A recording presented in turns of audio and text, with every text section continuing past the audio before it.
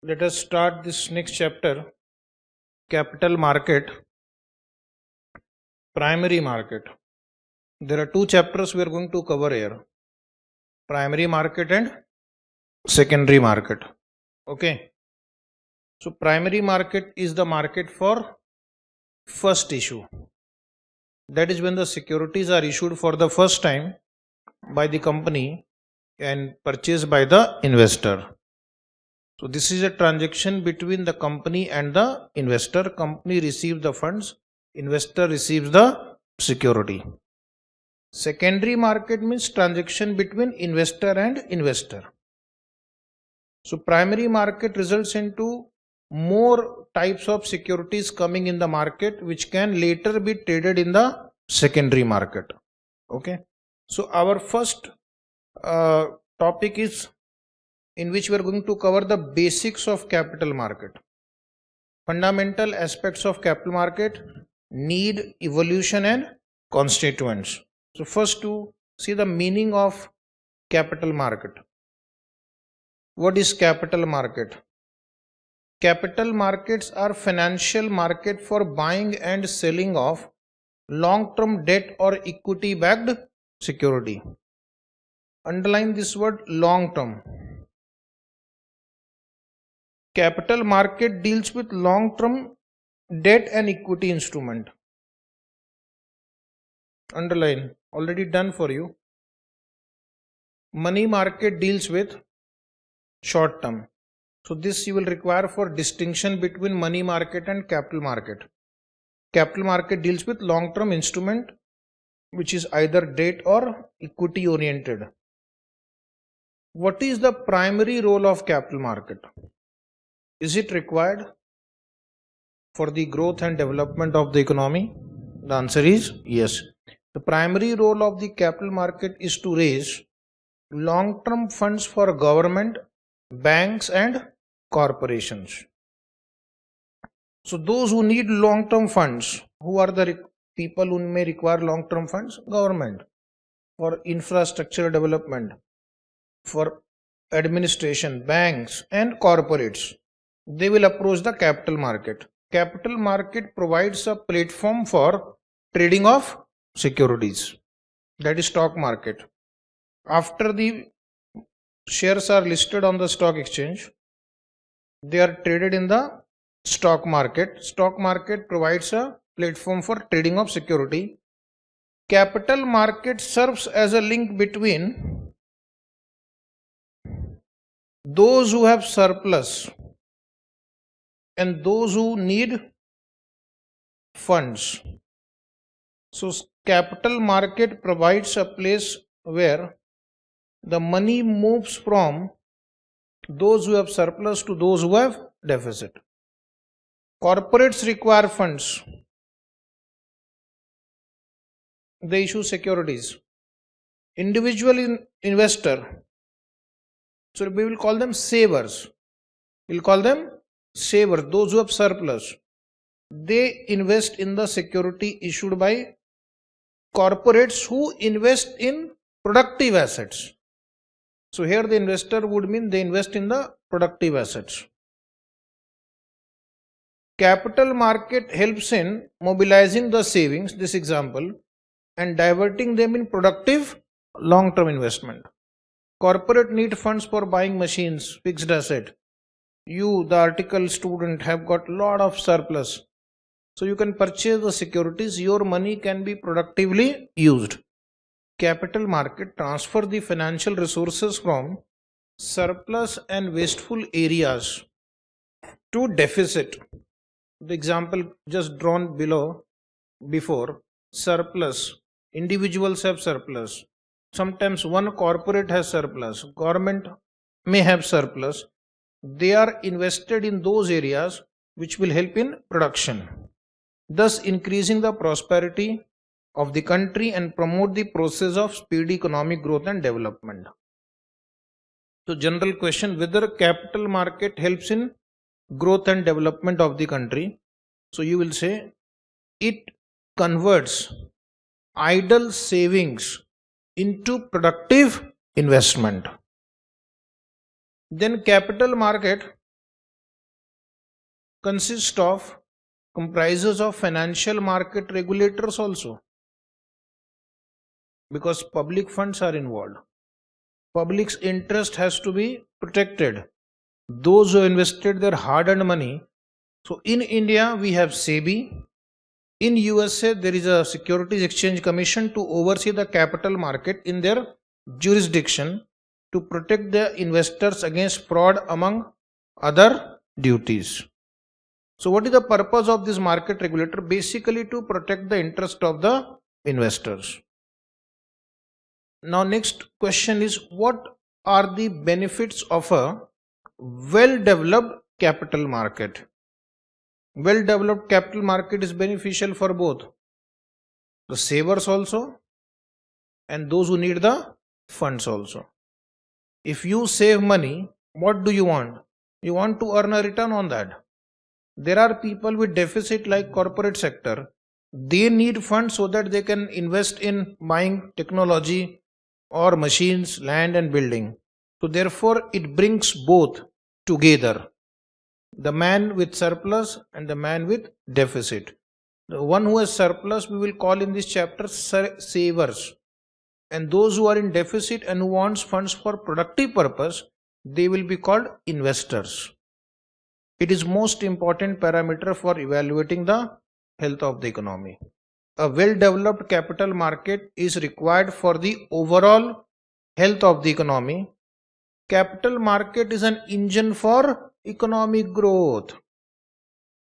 Those countries which have a well-developed capital market, they are called developed countries, growth-oriented countries, because it provides an efficient means for resource mobilization and allocation.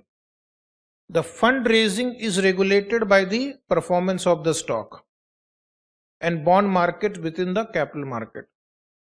If the capital market is doing good, share market is doing good, bond market is generating return, people will be interested in investing in the capital market. Okay. So the fundraising is regulated by the performance of the stock and the bond market. Will you invest in a declining market or a growing market? Growing market. So therefore, whether capital market will be able to raise more and more funds or not depends on how the stock and the bond markets are performing. Member organization of the capital market may issue stock and bonds in order to raise funds. The topic is, what is the benefit of well-developed capital market? It provides a place where those who need the funds can raise the funds. Tomorrow you will become CA, you will also require capital market. Yes or no? Because you need funds. So either you can take a loan, or maybe if you are more adventurous, you can form a company and issue shares. And then after becoming CA, you will earn a lot of money.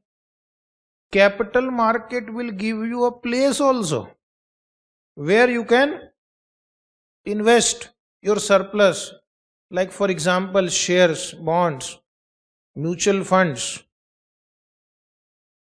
So that is the benefit of capital market. Well-developed capital market will ensure economic growth, development of the country. It creates wealth for their investors. Now let us come to Indian capital market, paragraph E. What about Indian capital market? Indian capital market is one of the oldest capital market in the world.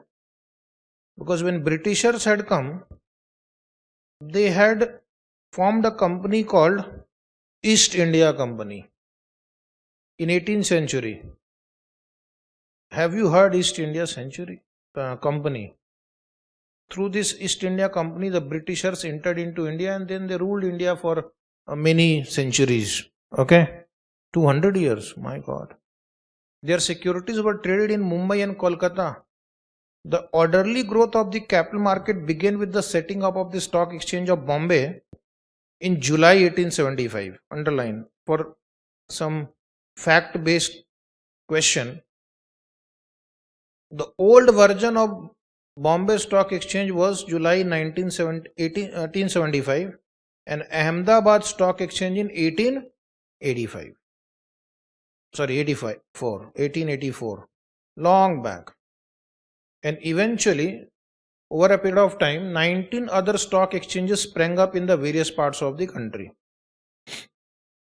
But now only 2 stock exchanges are the main stock exchange, BSE and NSE. In between, there were many other stock exchanges, Kolkata Stock Exchange, even Pune Stock Exchange is there, very near to our class, just 4 kilometers away, 3 kilometers, 2 kilometers. Okay. So what we will do, we'll divide our discussion into 2 parts. Capital market before 1990s and capital market in India after 1990s. What is the significance of this 1990? LPG. What is LPG?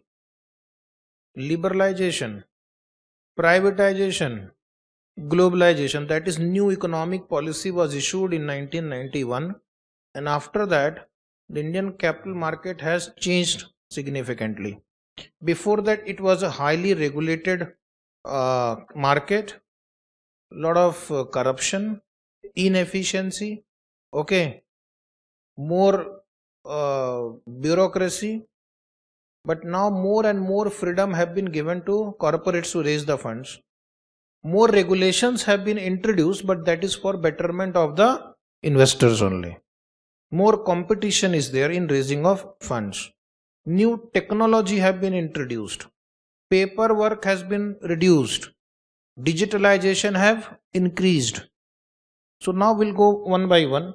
First paragraph below that, 1.1, deals with what was the status of capital market in India before 1990s. Indian capital market was dormant till the mid 1980s. So no major activity was taking place till mid 1980s.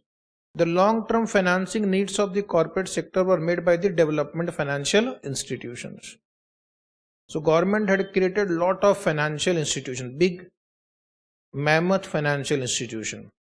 The idea of creating this financial institution was to give long-term finance to businessmen, because that time private banks or private sector was not capable to provide huge amount of funds for a very long period. So Pandit Nehru said, we want to modernize our economy, and for that we need industries, and industries need funds. So therefore they had created public financial institutions to provide long-term funds to business. Example, IDBI, Industrial Development Bank of India,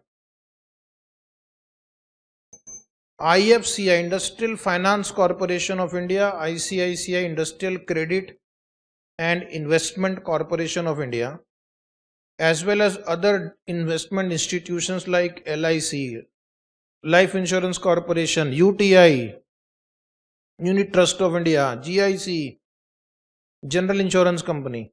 So these big organizations were created for providing long-term funds. Stock market was not active at that time, it was dormant. And what about the working capital needs? For working capital needs, you go to the bank, scheduled banks, okay, or cooperative banks, and through these banks the businessmen were able to meet their working capital needs. Capital market activities were limited, mainly due to easy availability of loan from banks and financial institutions, and administered structure of interest rate. What is administered structure of interest rate? It means rate of interest was generally fixed by government or RBI. It was not left to market forces. So earlier on current account or saving account or FD or even on loan, the rate of interest was not very much negotiable. It was already decided by the government or the RBI. You just have to follow their instruction. Now their interest rate is still administered mostly in that saving account. But for other, what they have done, they have left it to the respective banks. You decide how much you want to charge.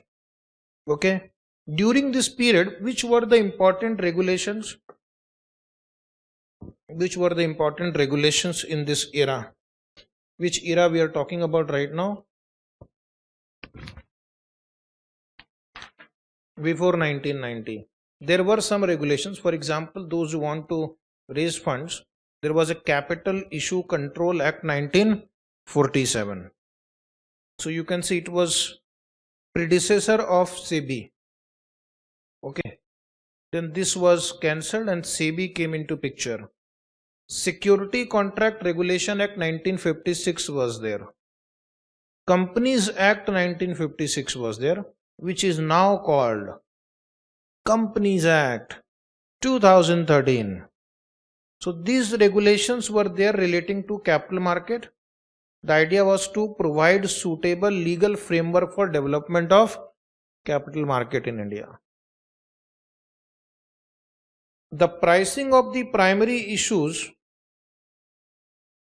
the pricing means at what price the share will be issued. Now it is book building route. They give you a range. Within that range you have to bid. But earlier it was a fixed price issue mechanism. Fixed price issue means the company will say our share will be issued at 500 rupees. Buy it or don't buy it, your choice. Now the range is given 500 to 550, 500 to 520. And then you have to bid how many shares you want to buy, at what price you want to buy. And then after receiving all the application, they will decide a cutoff price. All those who applied above that cutoff price will be allotted. Below that, rejected. But earlier the pricing of the primary issue was decided by the Office of the Controller of Capital Issue. And there was very few stock exchange before 1990. Dominated by Bombay Stock Exchange. It provided the trading platform for secondary market transaction under an open outcry system. Have you ever heard in your lifetime open outcry system? No. In the first chapter I had shown you New York Stock Exchange photograph. Okay. If you go to Bombay Stock Exchange, there is a big hall, very big hall, where all the brokers used to assemble. And then they will say, Reliance 100 want to sell. Some other broker will say Reliance 100 want to buy. So these two will immediately meet and sign a contract note at that point of time.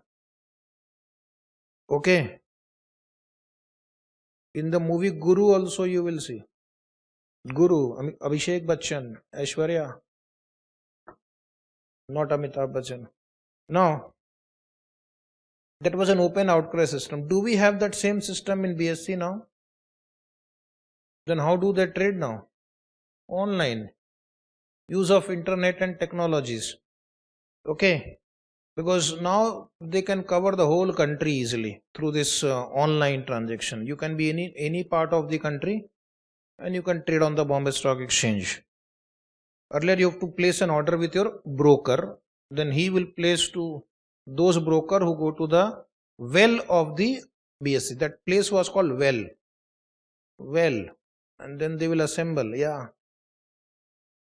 But 1991 is a landmark year in the Indian economic history. Prime Minister P.V. Narasimha Rao, Finance Minister Manmohan Singh, they brought out an economic constitution for India and it has completely changed the rule of the game for Indian capital market. There was a major transformation and structural change. Major transformation and structural change. That means the fundamentals have changed in the last 2.5 decades. A lot of changes have taken place and with great speed and efficiency also. Capital market reforms were initiated in a very big way in 91 and 92 onwards. Okay. So the question is, what changes were introduced in this 91-92 onward period? We'll see. The reforms were designed to bring more market efficiency. more transparency. This is very much required for growth of a capital market and economy. Efficiency, transparency, checking unfair trade practices. No fraud and scam should take place in the capital market.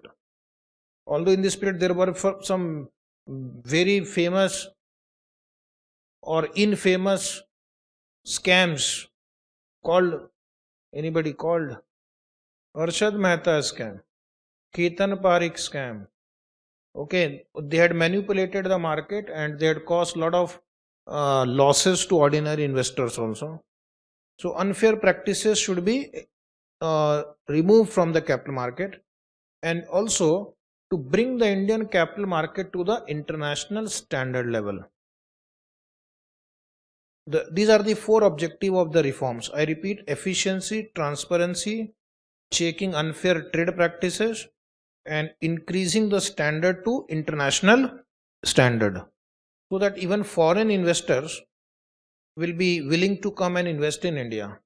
Okay, so the first major reform was, which you saw just now in the previous paragraph, Capital Issue Control Act 1947 was repealed and abolished, and it was replaced by which law? One major law, SEBI.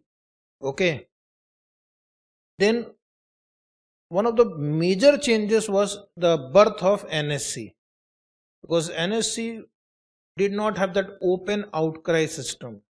Started with technology, online trading, is it right? Now it is very simple, but that time at least the brokers can place an order on their terminals. So terminals were given to brokers. Now they were not supposed to go to some particular physical location and do the trading. So that was the benefit of NSE, and it was given recognition as stock exchange in April 1993. Okay, many of you were probably born around this year, yes or no? Then after this, it has been playing a leading role as a change agent in transforming the Indian capital market to its present form.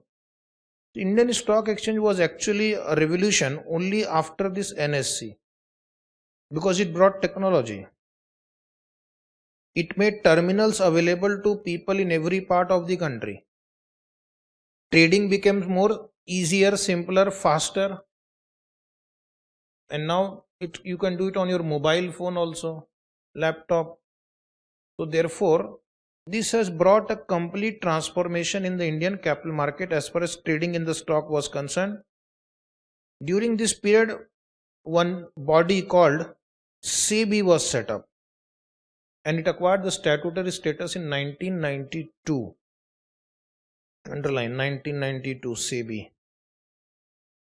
And SEBI is again a game changer regulation, because now all companies which are listed have to follow the guideline, the regulations issued by SEBI. SEBI is a watchdog of Indian capital market. It ensures that ethical practices are followed, investors' interest is protected, there are fair practices, no unfair practice takes place, no insider trading. Okay, so it is trying its best to ensure that the market works efficiently and in a transparent manner. Okay, so therefore next few paragraphs I have dedicated to SEBI. Paragraph number HIJ. What is SEBI doing in the Indian capital market? The SEBI will come in many chapters, in bits and pieces. So SEBI, as you learned just now, was given a statutory status in 1992, and it has emerged as an autonomous and independent statutory body with definite mandate. So what it is supposed to do? The main objective of setting up of SEBI was to protect the interest of the investors in securities, and to a large extent it has succeeded, but even though there are few scams here and there. To promote the development of securities market, that is, more and more new issues should come, more and more investors should participate in the security market. So from time to time you will see lot of advertisement also in the newspaper, radio, TV, where they are trying to promote the growth of security market. Of course, it was formed to regulate the security market. PPR. Protect, promote, regulate. Okay. So from where does the SEBI get power? Of course, SEBI gets power under the SEBI Act 1992, which we have to study briefly for certain areas. Then Security Contract Regulation Act 1956. This you will probably study in your law subject. I am not sure. Is it there? You don't know? Oh, Depository Act 1956. Sorry, 96. And Delegated Power under Companies Act 2013. So these are the areas from where SEBI derives its power, derives its strength, and it can use these regulations to regulate the capital market. Indian capital market have made commendable progress. Commendable means worth noting, great, since the inception of SEBI, and has been transformed into one of the most dynamic capital markets of the world. So don't underestimate the power of Indian capital market now. It is one of the most dynamic capital markets in the world. And world over, people look at our stock exchange index like Sensex and Nifty to get an idea how the stock market India is moving. Next question is general question. Functions of capital market. Suppose in the exam they say following are the functions of capital market except dash. Then you should know what is the function of capital market and then identify that line which may not be the function of capital market. So major function of capital market, as you saw just now, to mobilize the resources for investment. That is, when companies come out with public issue of shares debenture, huge amounts of funds are transferred from those who have surplus to those who have deficit. Then it provides a place where buying and selling of security can take place. This also provides a place for efficient price discovery. Sir, what is efficient price discovery? What should be the correct price or fair value of a share or a security? When millions of investors are participating in buying and selling activity, so of course there is a competition and therefore the prices are more efficiently determined. If there are only few buyers or few sellers, prices will not be efficiently determined. But if there are millions of investors participating in a market, both as a buyer and as a seller, the prices are efficiently determined. And to facilitate settlement of transaction in accordance with the predetermined time schedule. So settlement means if you buy the stock will be transferred into your demat account in a given time framework, which at present is called T+2, transaction date plus 2 days, 2 working days. So if you bought the stock on Monday, you will find on Wednesday the stock gets transferred to your demat account, because 2 days are required for settlement. Because once you place the order, then the back office will also identify against which party your purchase has to be matched. Is it right? So that is done in the back office, clearing house. So maybe one day you can also participate in clearing and settlement activity. CAs are hired by such organizations. who are the major constituents of the capital market? This is our topic for today, major constituents of capital market. What do CS do in clearing houses? It's not 100% automatic. I have asked some friends who are working there. They have to do a lot of manual intervention also. Okay. Although role of technology has increased, but you cannot completely leave it to technology. So human intervention does get involved even in the clearing and settlement activities. And you require somebody who is qualified, mentally strong like you, who can understand and then do some processing work. Okay. So it is required. Major constituents of the capital market. So who are the major participants or players who participate in the capital market activities? So first we'll see a long list and then we will discuss them also at respective places. Some of them are a separate chapter in itself. For example, mutual fund is a separate chapter in itself. Credit rating is a separate chapter in itself. Non-banking institutions are again separate discussion. So these are the major constituents. SEBI as a regulator, stock exchange, it provides a place where you can trade, buy and sell. Then clearing corporation or clearing houses, where the back office work of clearing settlement is done, so that the funds get transferred from one account to other, stock get transferred from one account to other. Is it right? Once you place the order, somebody must ensure that shares get transferred from one account to your account. So that is done at the back office, clearing house. Then there are depositories who keep the securities in demat form, and depository participants are the agents of depository. So you open a demat account with depository participant and then they are the agent of depository. So you don't go to, let's say, NSDL directly. You will go to a broker who is a member of NSDL. So you will go to sharekhan.com.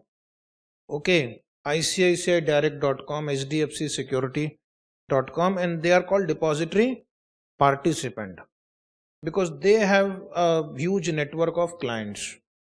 And then custodians, who are the safe keepers of securities, if the securities are in physical form, and there are other services also which custodians provide, which we have seen in the earlier chapter.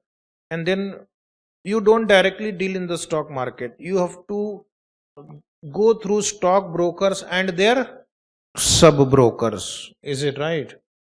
You cannot directly go to Bombay Stock Exchange and buy shares. You have to buy through the official registered stock brokers. Then you have mutual funds, credit rating agencies, merchant bankers, financial institutions. And now in India, one of the major participants is FII, foreign institutional investor. They bring funds in large volume, large number. They can even influence the stock market.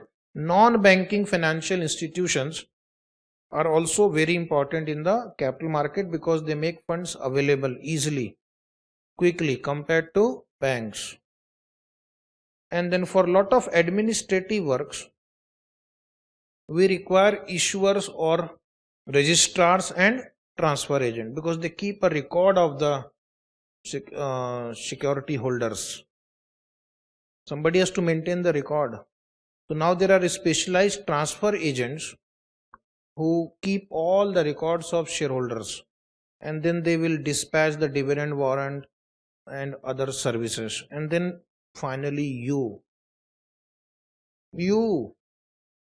the investor, without whom nothing will work, the hard-earned stipend that you invest in the stock market. So this is my first paragraph, which was more like an introductory paragraph. Okay, what is capital market? Who are the constituents of capital market? Some brief discussion on SEBI we had in the first paragraph. Benefits of capital market, functions of capital market, this we covered in general. Now we'll come to the segments of capital market. So broadly, segment of capital market will be two. Guess which two? Primary market and secondary market. So broadly, we will divide into two: primary market and secondary market. Already discussed at several places. Once again, in detail, what is a primary market? A potential question for exam. That primary market is a market where securities are issued for the first time by the company and invested by the investor. True or false? True. So here the new securities are bought and sold for the first time. That means if there is a primary market, more and more new issues can come. Okay. It is also called new issue market or IPO market. Full form of IPO. IPL or IPO? O. What is O? Initial public offering. Means first time when the company comes out with some issue and raises funds from the public is called IPO. Somewhere below in your note also it is written, the first public offering of equity share or convertible securities by a company, which is followed by the listing of the company's share on a stock exchange. After that there is a listing also. Then it is called IPO. Is IPO good? Of course, both investor and company. Through IPO, company is able to attract large number of investors. Investors all over the country can participate in purchasing the shares. So the company can raise huge amount of funds. IPO is followed by listing on the stock exchange. So it provides them an exit route, listing. Later on, if they want to sell their share, they can easily do it on the stock exchange. So that is called IPO. The primary market also includes issue of further capital by company whose shares are already listed on the stock exchange. Suppose a company wants to expand its capital base. So what it can do? It can do right issue. Is right issue also a part of primary market? Yes, because again in right issue, the company issues the shares, investors invest. Okay. Or if a company goes for, let's say, follow on public offer, second time they want to go with public issue, that is also primary market. That is also called IPO, or that is called primary market. Next is, who are the different types of intermediaries in the capital market? Para 2.1. Following are the different types of intermediaries in the capital market. That means these people are required for smooth movement of funds, for efficient transactions. Okay. We not only need stock market, we need people who can actually execute the task. Like for example, merchant banker. Discussed earlier? Yes or no? These are the people who help the company to come out with a public issue. They comply all the regulations. They submit all the documents required with the respective authorities. They help in drafting of prospectus. Okay, negotiating with various parties, valuation, etc. Then you require brokers, because brokers have got client network, and through their client network they promote the share trading. Then of course you require bankers, because people will pay money out of their bank account, it goes to company's account. So bankers are required. In case of debenture issue, we have to appoint debenture trustees to protect the interest of the debenture holders. We require portfolio managers who manage the investment on behalf of their clients.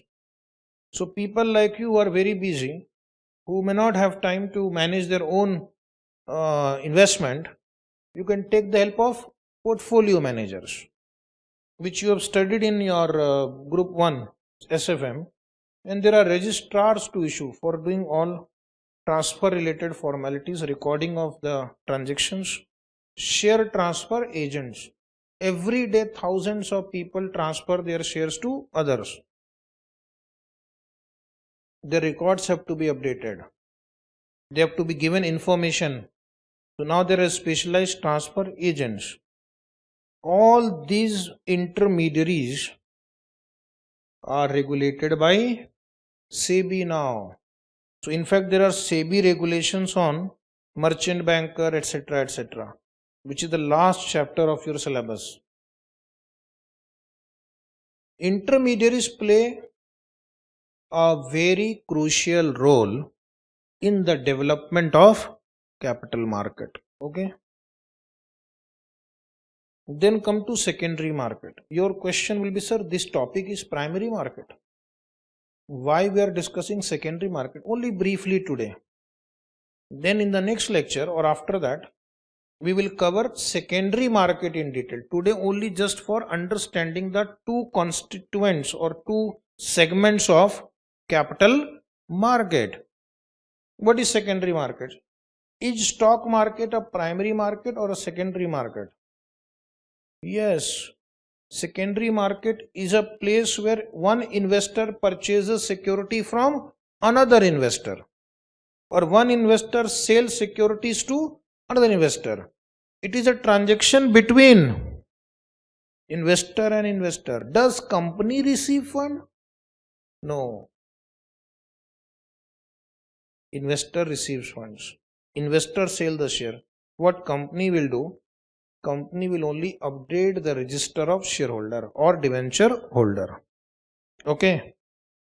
So example of secondary market are stock exchange and over the counter market, where the security which have already been issued once are traded.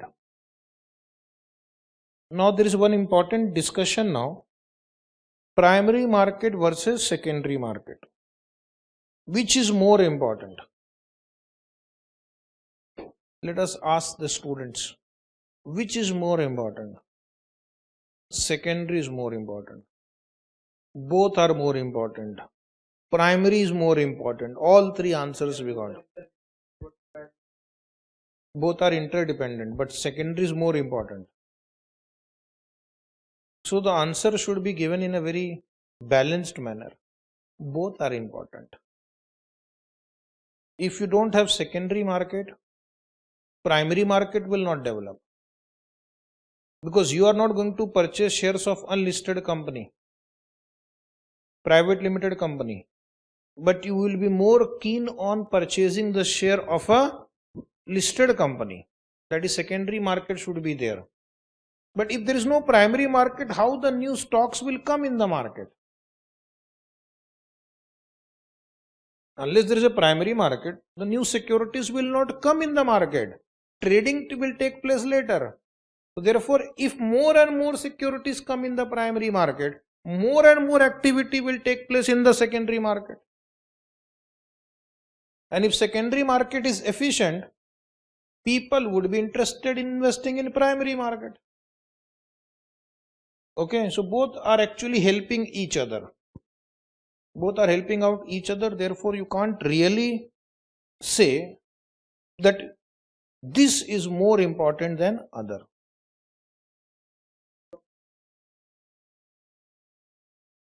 Yes, secondary market is important. We are not denying that fact. Because of secondary market, primary market develops. But the question is, there is no primary market, even secondary market will not have activity. If suppose there is no new issue in the market, there is no share in the market, there is no secondary market in that case. So primary and secondary markets are both platforms in which corporation funds their capital requirement. So corporates use both primary and secondary market for raising the funds. While the function of the primary stock exchange are limited to first issuance, a number of securities and financial assets can be traded and retraded over and over again. in the secondary market. If there is no secondary market, people will not be very keen on investing in the primary market. Now there is a very important point which they have asked in the exam also earlier in SFM. What are the main points of differences between primary market and secondary market? Okay, so I will read from your notes. 3 differences I have mentioned there. First is nature of securities. Primary market deals with new securities. Yes or no? That is securities which were not previously available and are offered for the first time to the investors. Securities are acquired from the issuing companies themselves. So this is a direct transaction between company and investor. So I will just draw a small diagram which we had drawn in the earlier chapter also. So this is company, this is investor. Company will issue shares or security, investor will invest or provide funds to the company. And in secondary market, it is investor versus investor. So go to second column, point 1. It is a market for old securities which have been already issued. Instruments that are usually traded on the secondary market are stock, bond, option and future. Securities are purchased and sold continuously among the investors without any involvement of the companies. Is it right? Point number 2, nature of financing. It provides funds to new enterprises or for expansion and diversification of the existing one. So a new company can also raise money, existing company can also raise funds. So company raises funds. Point number 2, secondary market column. It does not supply additional funds to the company. Company does not receive funds. Can you see the second diagram? See, the company is not involved in the transaction. However, the secondary market provides facilities for the continuous purchase and sale of securities, thus lending liquidity and marketability to the securities. But secondary market is very important. It provides liquidity. It provides a place where you can sell your securities once acquired. Okay. And that is why primary market also flourishes. Point number 3 is organizational differences. Sir, what is organizational differences? It means where it is traded. Do we have any specific place where primary market dealings are done? No. So it is not rooted in any particular spot. Company will make an announcement, you apply, company receives funds, they allot the shares, over. And it has no geographical existence, underline, no geographical existence. It has neither any tangible form nor any administrative organizational setup. So once the issue is complete, matter is closed now. But in case of secondary market, there is a place. Earlier it was physical place like stock exchange, and now it is online space. Okay, where the trading is done. Okay. Stock exchanges are located in a particular geographical area having an administrative and organizational setup. So they have a proper administration setup. They have people looking after the whole process of buying and selling of securities. So these are the 3 main point of differences between primary and secondary market. One more interesting question. Are there any similarities between primary market and secondary market? Yes, listing and control by stock exchange. Once the primary issue is done, IPO is done, the shares are listed on the stock exchange. Point number 8, listing. Now we are discussing some similarities. First, security issued in primary market are invariably listed on a recognized stock exchange for dealing in them. So primary market also requires a stock exchange where the securities can be listed. And security market is a place where trading can be carried out. The listing on stock exchange provides liquidity. Liquidity means you can easily convert your share into cash. Generally, if it is a good company where trading activity is high, within a fraction of a minute, your order will be executed. Of course, there are few shares for which there are no buyers, so it may take time before your orders are executed, but generally it gets executed. And it also helps in marketability of your securities. As large number of people are buying and selling, it helps in proper price discovery also.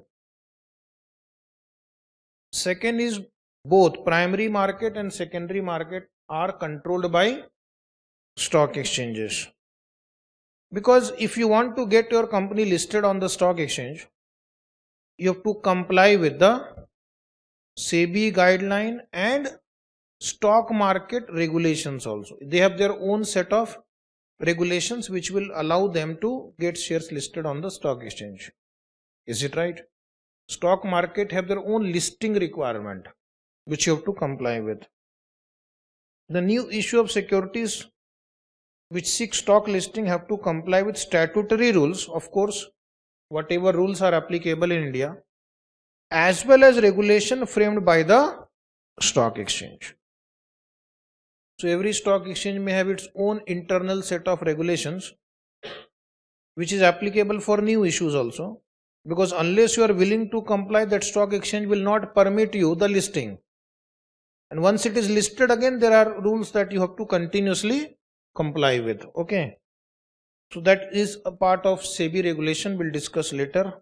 If the new issues do not conform to the prescribed stipulation, stock exchange would refuse listing facilities to them. Okay. So can you write such question? Common feature between primary and secondary market, listing controlled by stock exchanges. Now one important question again, para 2.6. Interrelationship between primary market and secondary market. Actually, we have discussed this. What is the link between primary market and secondary market? So you will say primary market needs secondary market. Secondary market also needs primary market. Primary market will not develop unless we have an efficient, strong, transparent secondary market. And secondary market will not develop unless more and more issues are there in the primary market. Okay, so both are dependent on each other. Both are interdependent, interrelated. So how will you present the answer? Either you can copy from here, it's an open book exam, or you can write on your own fatafat also in the exam, fast. Okay. The markets for new and old securities are economically an integral part of a single market only. That is called capital market. 1. The quantum of trading and the participation of investor on the stock exchange has a significant bearing on the level of activity in the primary market and therefore its responses to capital issue. So if the stock exchange is providing liquidity, efficiency, then you will find more and more people participate in primary market also, because they know that tomorrow the price of the share may rise. If it doesn't rise, if I want to sell, I can sell it at any time. So I have an exit route.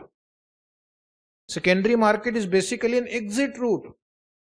Okay, Otherwise, you will not find people coming in primary market. If you say you invest in our company, which is not listed right now, will you invest? Nobody wants to invest. Nalayak. Because once you invest, then you don't know when will you get your money back.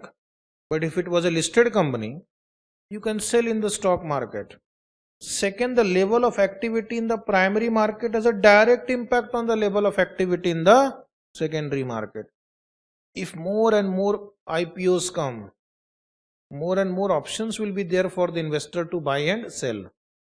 So more and more people will flock to secondary market also, because they want to buy this share also, this also, this also. Is it right? More activity in primary market will lead to more activity in secondary market.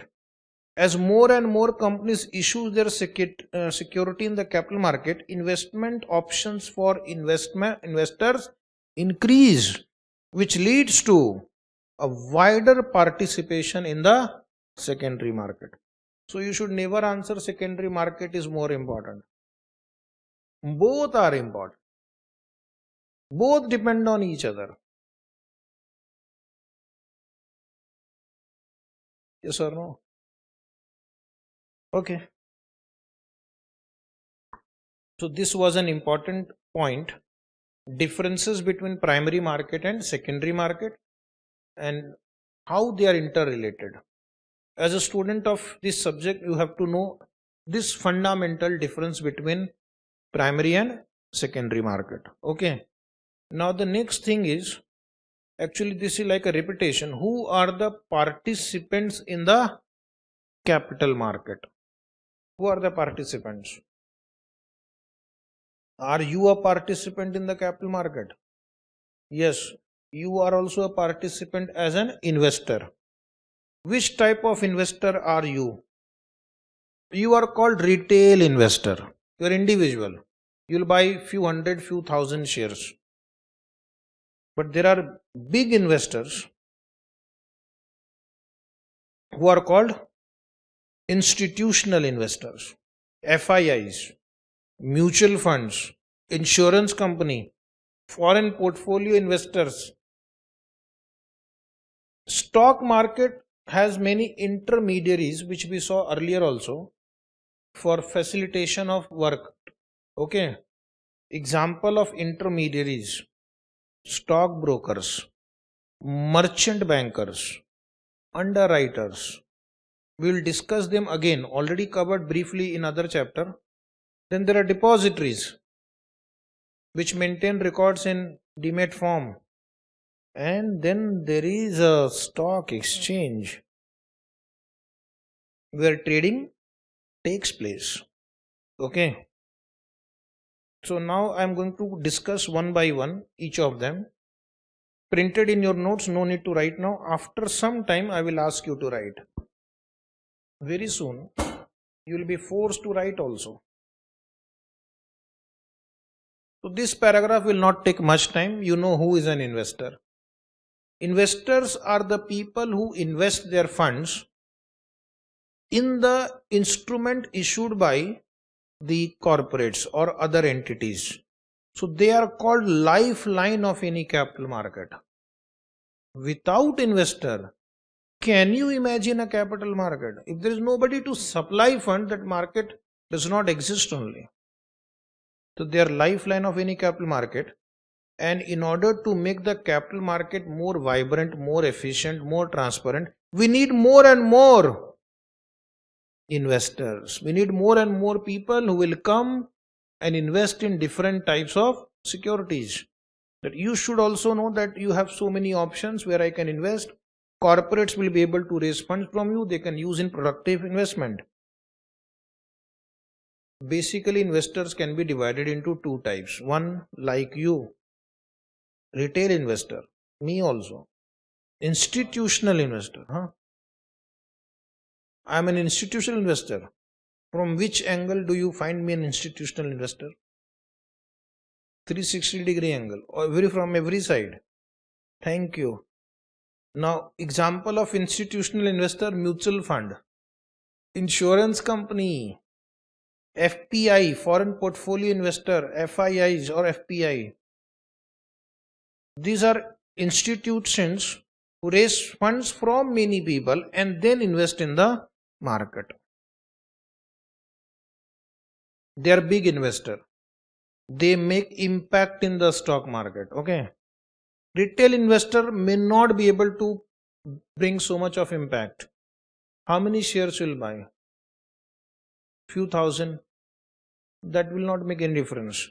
These institutional investor, they buy lakhs of shares, sometimes crores of shares, and therefore they can increase or decrease the share prices, okay, because they have so much power. Second participant is stock exchange. Stock exchange is a place where securities issued by an issuer company are listed and traded. I will just go through it fast. You are a champion. Stock market is also called secondary market. Then who are the depositories?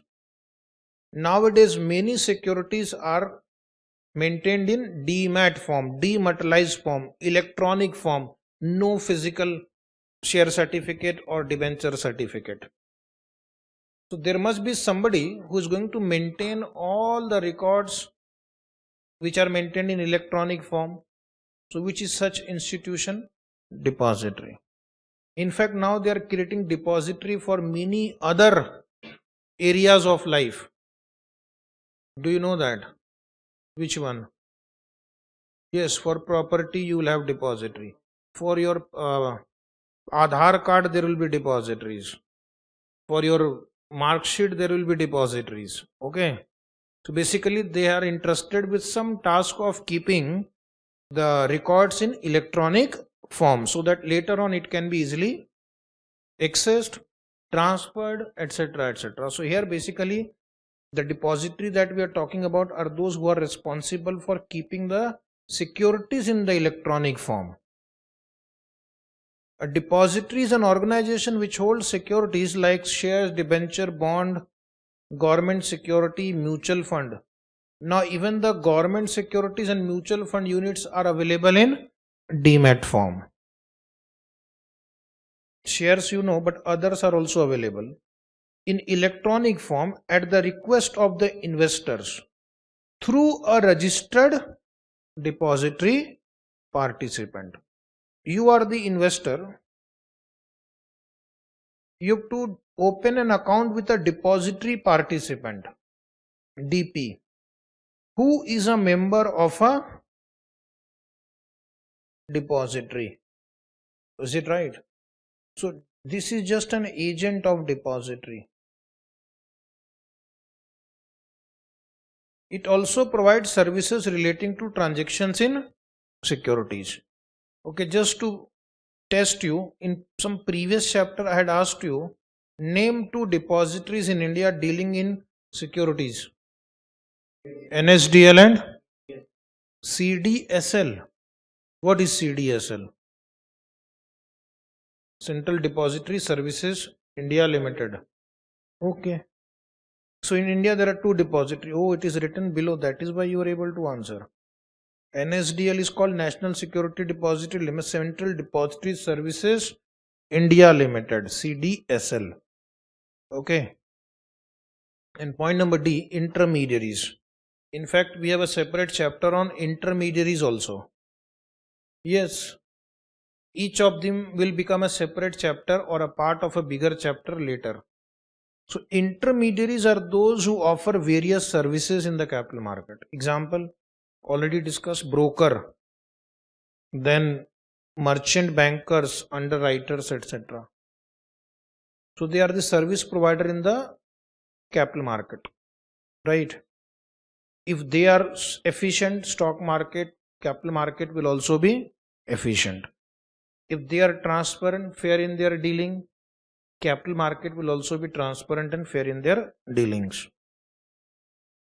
Now a lengthy part of this chapter on which I am going to solve few questions also is capital market instrument. Is it right?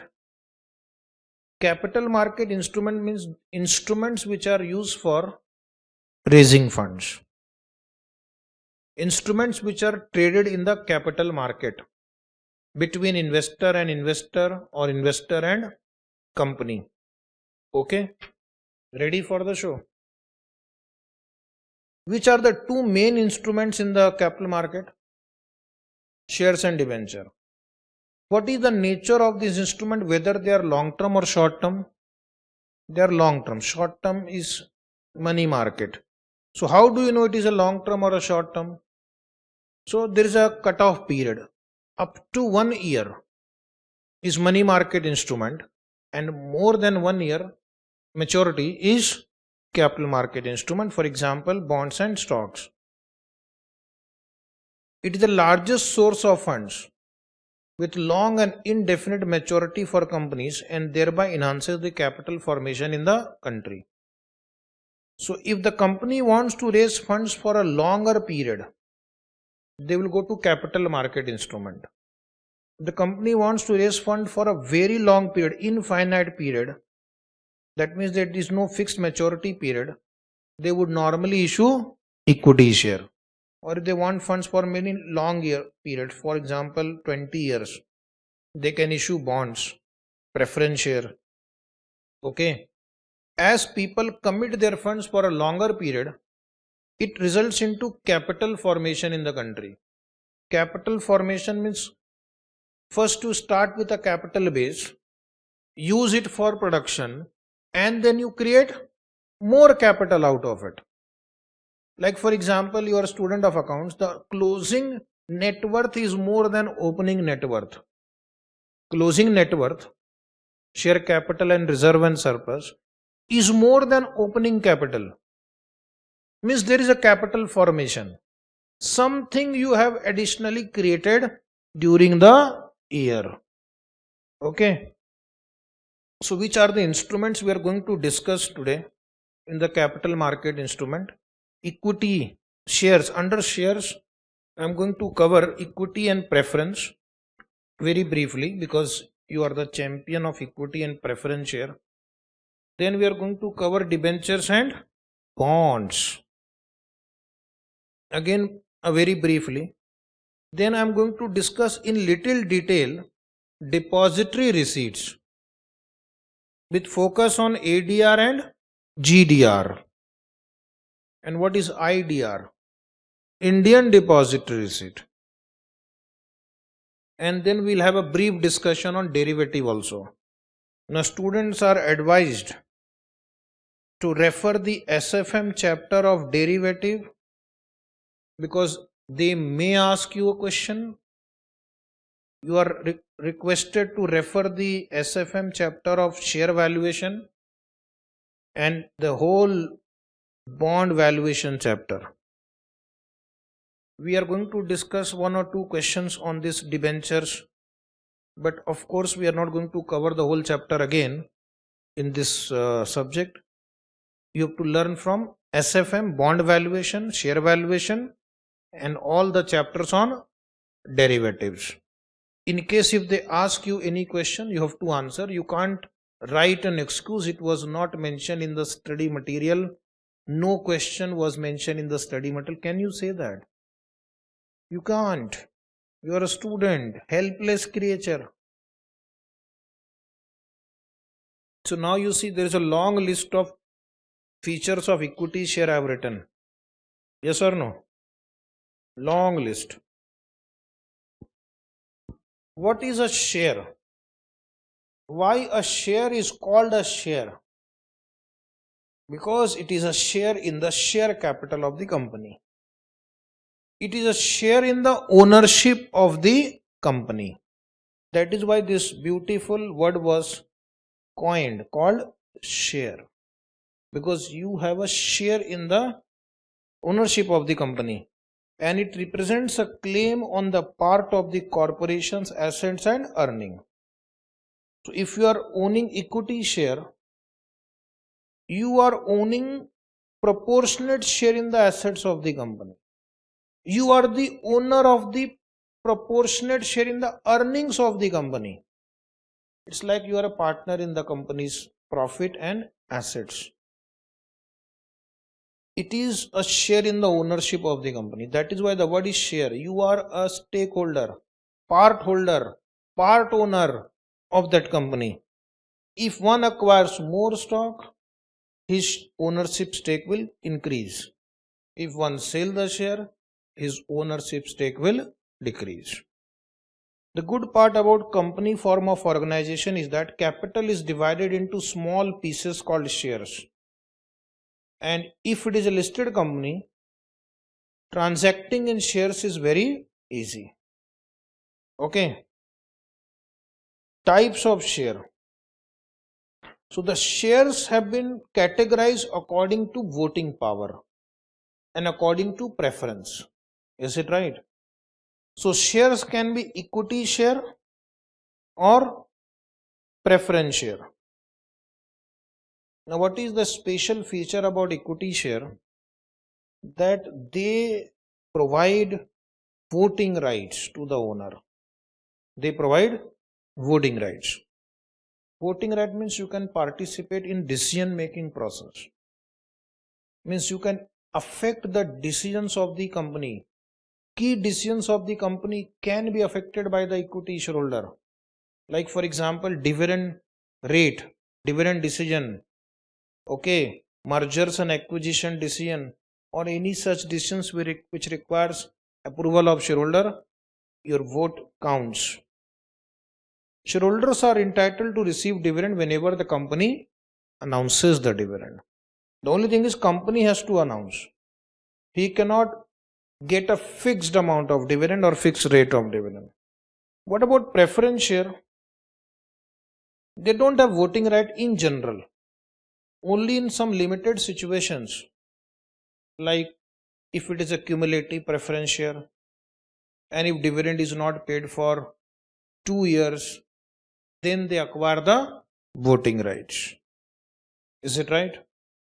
So otherwise in general they don't have voting rights. But what is the advantage of preference share? They get two preferences. One, if a company earns profit, first the profit will be applied to pay preference dividend.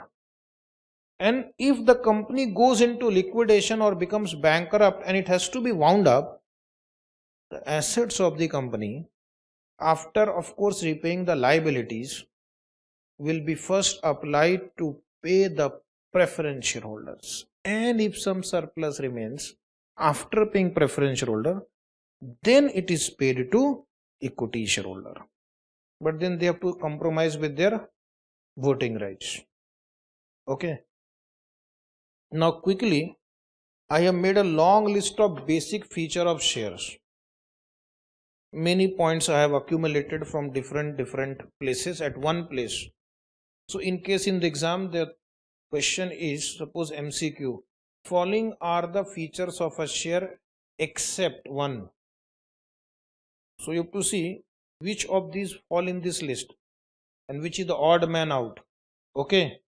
Or which of the following is a feature of share, that you have to tick mark out of 4 options. So therefore as a student of this subject, you should have lot of knowledge because anything can be asked now. So features of share quickly, because this you have been learning from your 11th and 12th standard also. Being a shareholder of the public company does not mean that you have a say in the day-to-day running of the business. You are a shareholder holding 10 shares. So can you run the company? You only have a proportionate share. Generally, you have one share, one vote. So your control is limited to the extent of your shareholding. Within that, whatever you can influence, but you can't run the company. Is it right? Of course, your 10 share also has a value at the time of voting, but that is only control that you have. Second is profits are paid out of the company in the form of dividend. But who will decide the dividend? The directors. The more share you own, the larger the portion of the profit that you get. Okay. So Mukesh Ambani gets dividend only some 300 crore rupees. More shares. I own only 5 shares. So I just get 200 rupees dividend every year. Okay. 20 into 5,000. No, I own 5 shares only. And now I'll increase my stake. In the case, no, I purchased some more. After that Geo thing, now I know this company is going to make more profit. Okay. So 105 shares now I own. In the case of bankruptcy, now if you're a shareholder, what will happen? Keep in mind, your equity shareholder, you will receive at the end after all the creditors have been paid out. But if you're a preference shareholder, you will get before the equity shareholder. What is the advantage of being a shareholder as compared to a partner in a partnership firm? Limited liability. At the most, what will you lose? Your investment. Your personal assets will not be used to pay the liability of the companies. Okay, unless you are a guarantor. But in other form of businesses like proprietorship and partnership, if you become bankrupt, your business becomes insolvent, the creditors can come after you and sell your house, car, furniture. Only the clothes that you are wearing on that day, they will leave with you. Other things they are allowed to take. And they can leave some utensils with you. That is written in that law I have heard somewhere. Okay. Partnership. So that you can survive basic.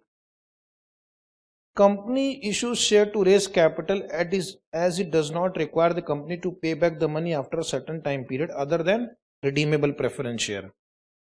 Question is, why do companies issues share? Why don't they issue debenture? Because it's a permanent source of capital. Equity shares are permanent source of capital. Of course, preference shares are required to be redeemed. On equity share, there is no obligation to pay a fixed rate of dividend or interest also. Which otherwise, if you issue debentures or bond, there is always a burden to pay interest and repayment. In preference share, there is a burden to pay dividend and repayment. Equity share can be held till perpetuity. Investors in the equity share make money. How? Either in the form of dividend or in the form of capital appreciation. Being an equity shareholder has a disadvantage. You are exposed to very high risk. Because if the share prices crash, your wealth will also crash. There is no guaranteed return. Being a preference holder, at least there is a guaranteed return. So there is always a risk of downside in the value of equity investment. Equity share has an advantage because usually if it is a listed company, they are traded on the cash segment of the stock exchange. Stock exchange has two segments, cash segment, derivative segment. Future and options are traded in the derivative segment. Shares are traded at market value on the stock exchanges.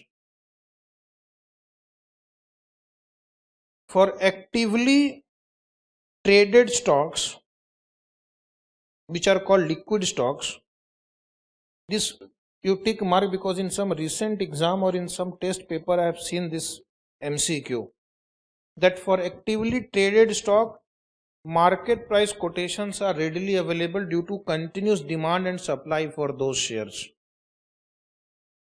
Then the question was state true or false. So the answer is true. But if they mention for inactive stock, market quotations are readily available, you will say false. For inactive stock are called illiquid stock.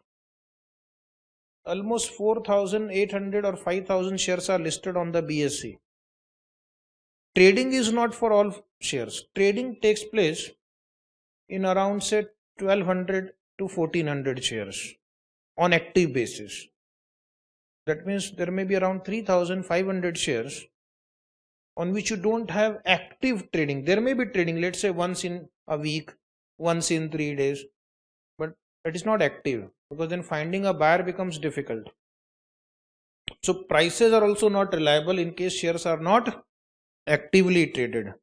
Even when obtainable, the information may reflect only the sale of few shares and not typify the market value of the firm as a whole. So you cannot rely on the price at which inactive shares are traded. Market value per share of an equity share is generally a function of the expectation about the market about the future earning of the company and the perceived risk on the part of the investors. So write one formula. What they are trying to say, that market price is equal to EPS upon cost of equity.